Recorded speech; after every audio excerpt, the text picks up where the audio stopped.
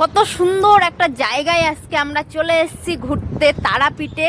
তারাপীঠের থেকে একটু আগে আমরা একটা জায়গায় চা খাওয়ার জন্য হোল্ড করেছি।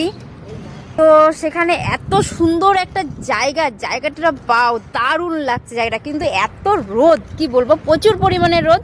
আর শীতকালে একটু রোদটা ভালোই লাগে। তো দেখো আমরা প্রচুর মানুষ চলে এসেছি, প্রচুর বন্ধু বান্ধব চলে এসেছি এখানে। কিন্তু আমি দোলনায় চড়িনি, আমিও একটু দোলনায় বসে নিলাম।